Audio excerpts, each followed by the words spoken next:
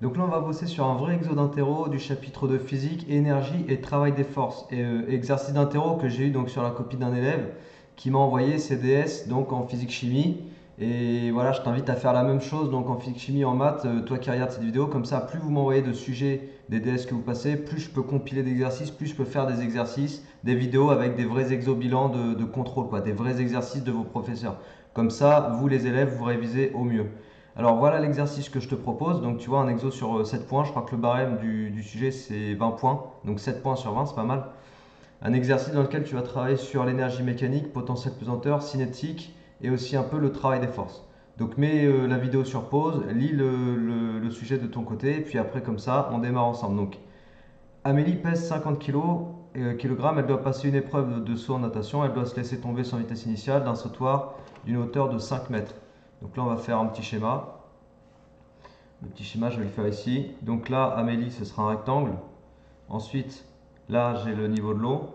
OK. Et puis du coup, ici, j'ai une hauteur H égale 5 mètres. Voilà. Bon, là, j'ai un axe X, mais ça ne m'intéresse pas. C'est surtout le niveau de l'eau, en fait, ici, moi, qui m'intéresse. Niveau de l'eau. Et on va considérer un axe vertical qui me donne les altitudes. Et l'altitude au niveau de l'eau, c'est 0. Voilà, le niveau de l'eau, je lui donne l'altitude 0. Et puis après, on a l'axe ascendant, donc on va nommer les altitudes Z en mètres. Ok. Le point de départ, on ne lui donne pas de nom pour l'instant, donc on continue la lecture. Donc le sautoir, il a une hauteur de 5 mètres, comme on l'a indiqué. 5,0 mètres, deux chiffres significatifs.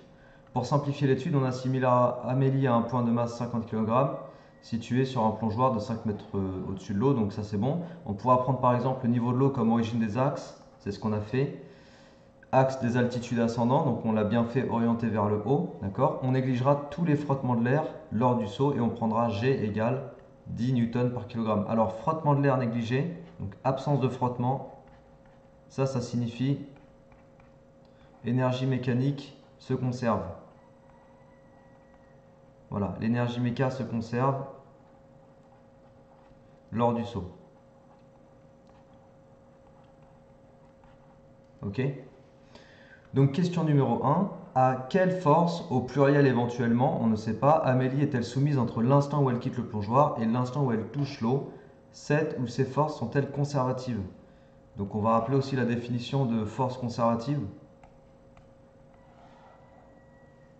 Alors, entre l'instant où elle quitte le plongeoir et l'instant où elle touche l'eau, Amélie n'est soumise qu'à son poids. Amélie n'est soumise qu'à son poids car les frottements sont négligés en fait. Il y a absence de frottement, frottement négligé. Et le poids est une force conservative. Alors force conservative, ça signifie que le travail de cette force ne dépend pas du chemin suivi entre le moment où elle quitte le plongeoir et le moment où elle touche l'eau. C'est-à-dire qu'elle peut faire elle peut suivre n'importe quelle trajectoire. Tu vois, elle pourrait sauter comme ça. Voilà, je fais n'importe quoi. Elle pourrait sauter comme ça. Elle pourrait sauter comme ça.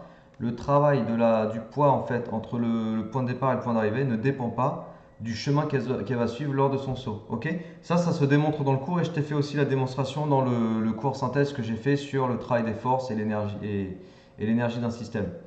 Donc, je marque la définition force conservative car son travail ne dépend pas du chemin suivi. Du chemin suivi lors du déplacement. Ok, on étudie toujours le travail d'une force au cours d'un déplacement. Du chemin suivi lors du déplacement. Et puis on va même rappeler l'expression du travail du poids. Donc le travail du poids sur un trajet AB, c'est toujours M fois G fois ZA moins ZB. Ok, avec A le point de départ et B le point d'arrivée. Donc ça, pareil, ça se démontre. Et je fais la démonstration dans la vidéo synthèse du cours. Donc voilà, je te mets le lien en haut de l'écran. Ok? Donc m fois g fois za moins zb. Ça, c'est l'expression du travail du poids lors d'un déplacement AB. Alors, question suivante. Déterminer l'énergie mécanique d'Amélie lorsqu'elle est sur le plongeoir à l'arrêt. Justifié. Donc énergie mécanique. Là, on te parle de l'énergie mécanique.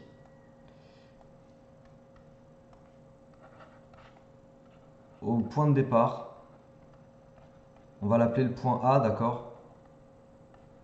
On a décidé de l'appeler le point A, donc sur le plongeoir.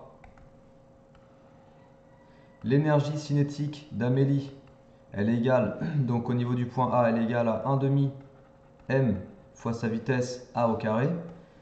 Et en fait, ça te fait quoi? Ça te fait 1 demi m fois 0. Ok? Pourquoi? Parce qu'au niveau du point de départ, la vitesse est nulle. Elle part sans vitesse initiale. C'est-à-dire que ton énergie cinétique initiale, elle est égale à 0 joule. Et puis ensuite, ton énergie potentielle pesanteur initiale, elle est égale à m fois g fois l'altitude du point A. Donc pour reprendre notre petit schéma, en fait le point A il est ici. Hein. Là c'est le point A là. Et donc là on a ZA. Et vu qu'elle est à une hauteur h égale 5,0 m par rapport à l'eau, ça veut dire que ZA égale 5,0, tu vois. 5,0 m. Donc mgza égale 50 parce que 50 kg fois 10 parce que 10 newtons par kilogramme fois 5,0 parce qu'on est à 5 mètres. Donc l'énergie potentielle pesanteur, elle est égale à donc 50 fois 10 fois 5, ça fait 50 fois 50, du coup 50 au carré, ça doit faire du 2005 ça. 50 au carré, ça fait bien 2005, ouais. 2500. Donc tu vois que tu as deux chiffres significatifs à chaque fois. On va donc donner le résultat avec deux chiffres significatifs. Donc on va écrire 2,5 fois 10 puissance 3 et c'est des joules. Voilà, là on a un résultat exprimé avec deux chiffres significatifs. Ok? Et donc du coup, en fait, d'avoir calculé ECA et EPPA, ça me permet d'avoir EMA, parce que l'énergie mécanique au point A, c'est égal à ECA plus EPPA. Donc ça me fait 0 plus 2,5 10 puissance 3, donc ça fait 2,5 10 puissance 3 joules. Voilà. Donc ça, c'est l'énergie mécanique d'Amélie quand elle est sur le plongeoir. D'accord? Ok, alors, question. Donc la justification c'est tous les calculs qu'on a fait au fur et à mesure. Hein. Ensuite, question 3. Comment varie l'énergie potentielle pesanteur lors du saut? En quoi se transforme l'énergie potentielle de pesanteur? Justifié, comme d'habitude.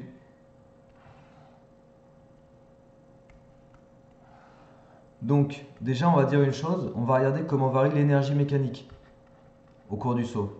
Variation de l'énergie méca. En fait, l'énergie méca, elle est constante, car absence de frottement. Voilà. Il n'y a pas de frottement, donc ça te fait une énergie mécanique constante. Ça veut dire qu'en fait, la variation de l'énergie mécanique, elle est égale à 0. Or, la variation de l'énergie mécanique de ton système, c'est quoi? C'est égal à la variation de son énergie cinétique plus la variation de son énergie potentielle pesanteur. D'accord? Le delta, à chaque fois que je mets, ça veut dire variation. Donc du coup, la somme de ces deux variations vaut 0. Donc, comment varie l'énergie Ah non, ça c'était plutôt pour répondre à en quoi se transforme. Ok. En fait, ça, je vais en parler après. Excuse-moi, j'avais lu la question en diagonale, mais c'était pas bon. Donc, en fait, comment varie l'énergie potentielle de pesanteur lors du saut? L'énergie potentielle diminue, donc EPP diminue, car Z diminue au cours du saut. Tu sais que l'EPP, c'est mgz. Regarde, EPP, l'énergie potentielle pesanteur, c'est mgz. Donc au cours du saut, l'altitude diminue, donc forcément EPP diminue. Ça, c'était pour la première question, la première partie de la question, celle-là, là, que j'avais un peu zappé. Comment varie l'énergie potentielle pesanteur lors du saut? Et ensuite, deuxième partie de la question, en quoi se transforme l'énergie potentielle de pesanteur au cours du saut? Justifié. Et c'est là que j'étais en train de parler de l'énergie mécanique. Donc comme l'énergie mécanique se conserve, ça m'amène à cette relation. Et du coup, en fait, la variation de l'énergie potentielle pesanteur, elle est égale à l'opposé de la variation de l'énergie cinétique du système. Ça veut dire qu'en fait, toute ton énergie potentielle pesanteur se transforme en énergie cinétique. Voilà comment je veux te le montrer, voilà comment je veux le justifier moi. Toute l'énergie potentielle pesanteur, toute l'EPP se transforme en EC. D'accord? Chaque fois que tu perds, on va dire X joules de pp, ça te rajoute X joules d'énergie cinétique. Ok? Ce que tu perds en énergie potentielle pesanteur, tu le gagnes en énergie cinétique. C'est comme des vases communicants, en fait. Donc ça, c'était pour la question en quoi se transforme l'énergie potentielle pesanteur d'Amélie. Donc c'est comme ça, en fait, qu'elle va acquérir de la vitesse. Plus elle tombe, moins elle a d'énergie potentielle pesanteur, plus elle a d'énergie cinétique, donc plus elle a de vitesse. Et ça, c'est logique, hein, la vitesse augmente au cours du saut, tu vois. Déterminer sans calcul l'énergie mécanique d'Amélie quand elle touche l'eau. Donc pour la question 4, quand elle touche l'eau,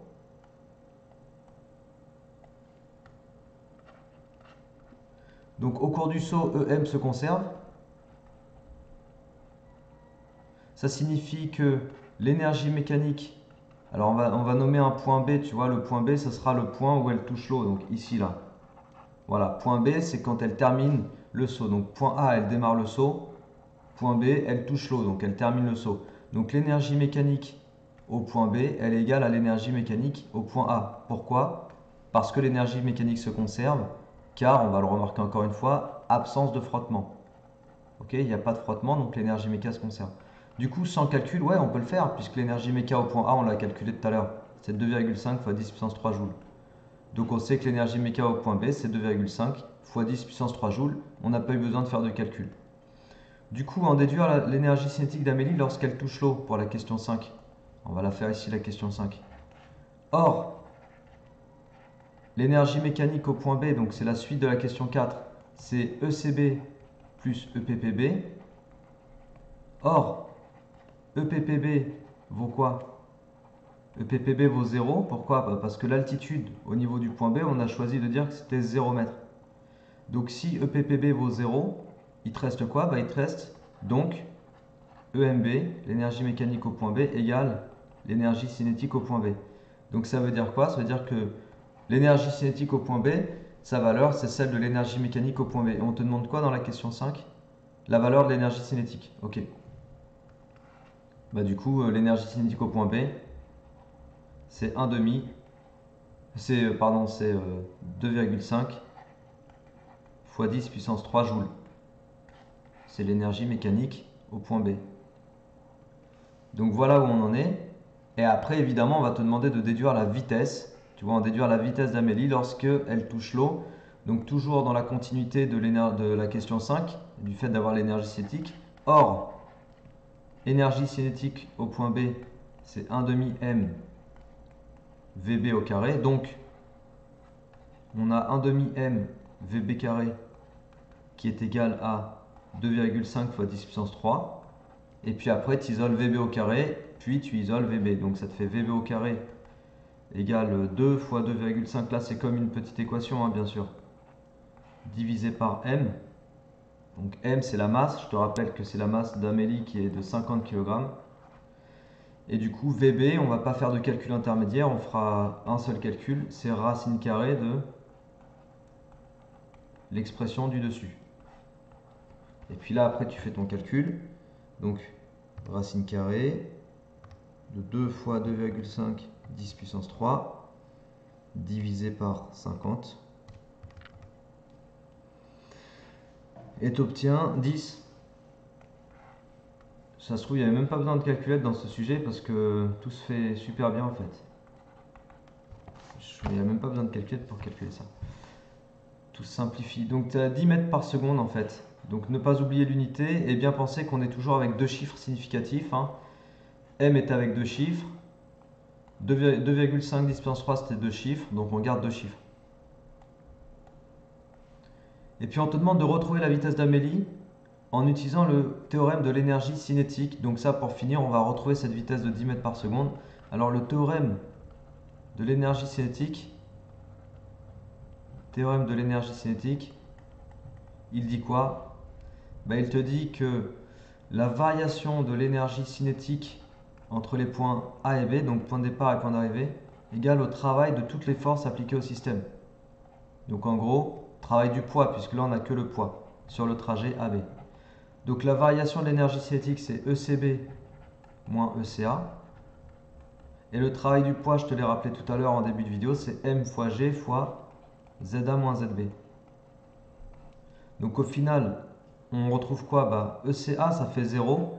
On en avait parlé tout à l'heure parce que la vitesse au point A, elle est nulle. Quand Amélie est sur le plongeoir, il n'y a pas de vitesse. Ok, donc ECA fait 0. Et ECB, c'est quoi? ECB, c'est 1 demi MVB carré. Donc au final, voilà ce que j'ai comme expression. Et ZA moins ZB, on peut aussi l'écrire différemment parce que ZA moins ZB, tu vois, la différence d'altitude, c'est H. Donc je te propose de l'écrire H. Ça fera plus joli.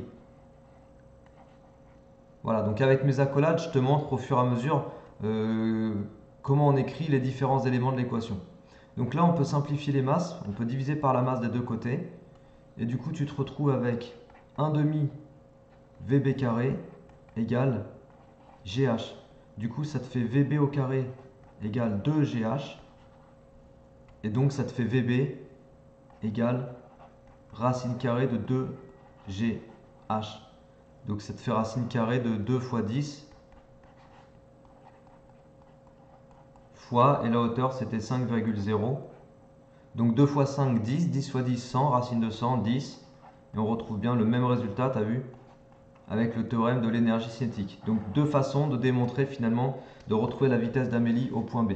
Voilà, donc c'était un exercice sur l'énergie d'un système, donc mécanique, cinétique, potentiel, pesanteur, et l'utilisation un peu du travail des forces. C'est un exo vraiment super classique. Tu vois, je l'ai découvert en même temps que je te fais la vidéo. Mais bon, je l'ai découvert, mais d'un autre côté, je sais que dans ce type d'exo, c'est toujours ces questions-là qu'on te pose. Ok? C'est vraiment toujours ces questions. Ça, c'est ultra classique. Un exo comme ça, c'est 7 points cadeau. Si tu es bien entraîné, franchement, c'est 7 points, c'est cadeau. Ok? Donc évidemment, connaître son cours, savoir ce qu'est une force conservative, connaître ses formules, savoir les utiliser. Parce que connaître par cœur une formule, ça sert à que dalle, il faut savoir les utiliser. Et puis si tu sais tout ça, un exo comme ça, il est plié en 15 minutes. Ok? En prenant ton temps. Voilà, donc j'espère que cette vidéo t'a plu. Encore une fois, c'est un sujet qu'un autre élève m'a envoyé, donc comme ça tu peux en bénéficier toi. N'hésite pas toi aussi à m'envoyer tes sujets de contrôle, comme ça je peux faire des vidéos sur des vrais exos d'interro et en faire bénéficier au plus grand nombre et pour que tout le monde puisse s'entraîner sur des vrais exos pour CDS. Ok? Voilà, donc partage et diffuse cette vidéo autour de toi. N'hésite pas à t'abonner à ma chaîne si tu n'es pas encore abonné. D'ici là, travaille bien, bonne motivation et à la prochaine. Allez, ciao!